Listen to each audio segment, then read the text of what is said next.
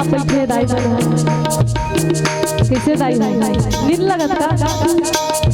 वैसे नींद आते हुई तू ठक सुनत सुनत है नहीं और राम के नाम सुने से नींद आती है।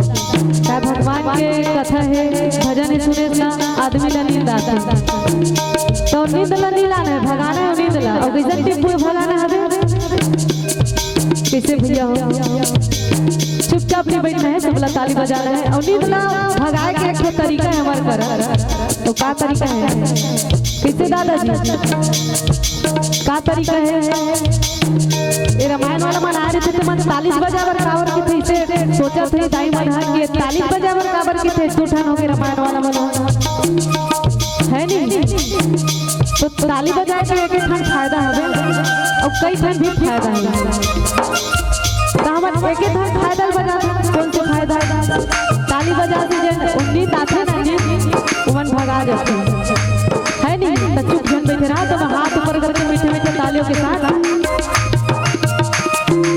निवेदन है दाई मां से दोनों हाथ ऊपर करके मीठे मीठे तालियों के साथ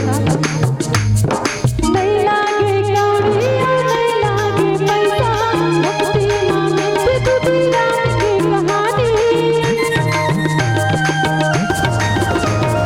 नहीं लागे पैसा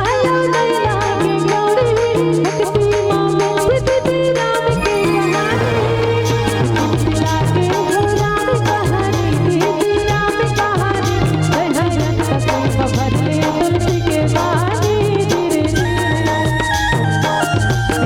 लागे हो राम कहानी दीदी राम कहानी भरले तुलसी के बानी धीरे भरले तुलसी के बानी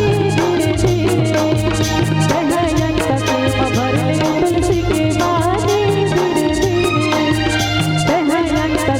भरले तुलसी के बानी धीरे धीरे बोल राजा राम